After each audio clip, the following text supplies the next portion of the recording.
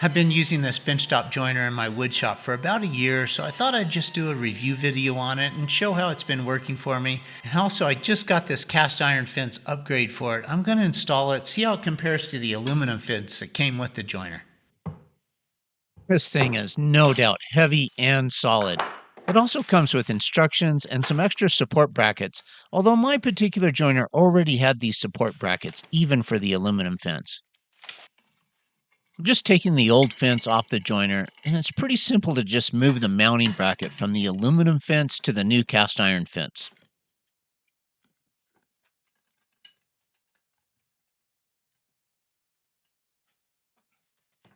Now to reattach the fence mounting bracket back onto the joiner. This fence is designed so that you can adjust the angle up to 45 degrees, and it has a stop to return it back to 90 degrees, which is pretty much where I always use it. I had the stop perfectly adjusted to 90 degrees for the previous aluminum fence, and now just double checking to see if it's still good after the fence change, and it's not. Real minor adjustment is needed here to get it back perfectly square. And thank goodness that this is pretty much a set it and leave it adjustment because it's a bit tricky to get it just right. Even though I rarely change the angle of the fence, I do tend to move the fence horizontally pretty frequently, and I really want to trust that it returns to square every time. And after a year of doing this on a weekly basis or sometimes daily, I'm really happy with how trustworthy the overall fence mounting brackets are. Always returns to square. This joiner has these additional support brackets that most other benchtop joiners don't have. Here you can see on my previous wind joiner how the fence would tend to deflect if I pressed too hard on it. Cutech has solved that problem with these fence supports on each end. There's a little bit of finesse here to get them adjusted, because if you over tighten these adjustment screws, it can tend to deflect the fence out of square. So when adjusting these, it's important not to crank down on them. Just tighten each screw until it just touches the fence, no more and no less. Just real quick here before I start using this new cast iron fence, I'm going to put some paste wax on it. I'll put a link in the description for the specific paste wax that I'm using here if you're interested. So I do this periodically to the cast iron table as well. It helps the workpieces slide smoothly, and it also helps protect the cast iron surface from rust over time. You can see here just a couple of areas where some spots of rust had developed over the last year. Probably I should have put wax on it a little more often.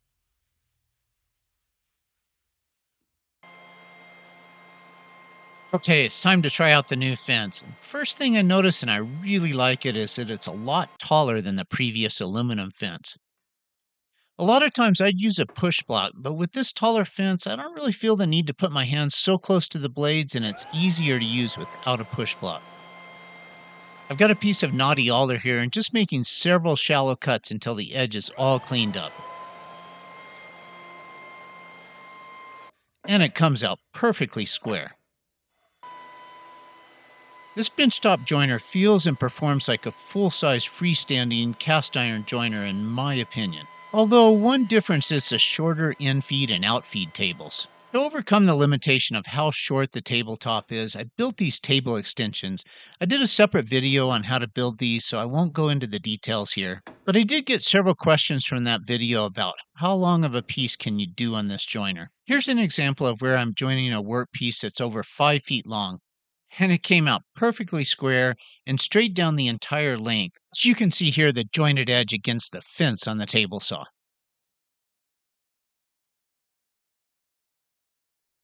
I do a lot of work with rough hardwood. Here's a piece of white oak. I'm flattening one side as the first step in the process of milling it square. This joiner has carbide cutters, which stay sharp much longer than the alternative high-speed cutters. And I'm super happy with their durability. I haven't had to replace any of the cutters in over a year of use, and they are still producing a really clean cut. Note that I'm not running a production shop. I'm just a hobbyist, but I do use the joiner multiple times per week, some weeks on a daily basis, and it's still cutting like brand new after a year of use. The cutter head is a spiral configuration with 20 straight blades, each one half-inch long. It's pretty much the same cutter head that's in a lot of these benchtop joiners. And if you've been looking at benchtop joiner options, likely you've noticed that there are a lot of different brands that appear to be essentially identical designs, and they're all made in Taiwan by the same OEM manufacturer, Shinmax. Cutech is the only brand which is owned directly by the manufacturer, which they claim gives a bit of a technical support advantage. And also, I've noticed that Cutech tend to release new features and accessories in advance of those features becoming available on the other brands.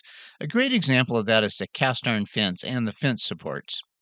It's also worth noting that if you have one of those other brands of benchtop joiners, that this cast iron fence and fence support brackets will work. Say you have the Wahuda or the Wind joiner with a questionable fence and you don't want to buy a whole new joiner, you do have the option to just add this Cutech cast iron fence and it should work fine. You may have to drill some holes to mount the brackets, but the kit does come with a drill template and instructions on how to do that. I'll leave a link in the description for the cast iron fence and the support brackets kit. Okay, back to milling this rough piece of white oak.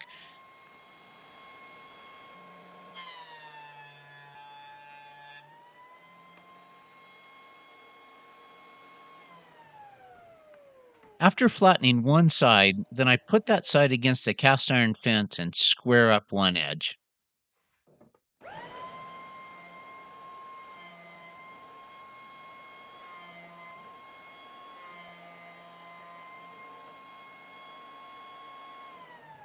It looks great, and I'm pretty happy with this new cast iron fence. So after using the joiner for about a year, I'm just checking that the outfeed table is still properly adjusted. I'm making a fairly deep partial cut on this scrap piece of 2x4. It looks like the outfeed table is still spot on. When it was new, it was properly adjusted right out of the box, and even despite moving the joiner around a number of times over the last year, both the infeed and outfeed tables haven't needed any adjustments. Dust collection port is 4 inches and has an adapter to 2.5 that I use. I have it plumbed into my workbench dust collection system, and it works pretty well. One thing that has tripped me up a few times over the last year is that sometimes my chip collection bucket fills up without me noticing and clogs up my dust collection system. The cavity inside the joiner fills with sawdust, and I don't notice it until it starts spitting the chips out at me. I used to have a wind joiner, and about a year ago, Cutech sent me this joiner, asked for my review. I liked it much better, so I kept this one and got rid of the wind. And even though Cutech did send me this joiner, I have no obligation to them to say anything good or bad, and all the commentary in this video is completely my own unbiased perspective. And just a few summary comments. After a year, I'm still really happy with it. I really like the new fence, especially the extra height that it provides. My homemade table extensions are good for long work pieces, and I'm not very good at maintenance, so the couple of rust spots on the table is just a reminder of the extra maintenance required for cast iron versus aluminum. Thanks so much for watching, and if you think I've earned it, it'd be great if you hit that thumbs up like button and consider subscribing.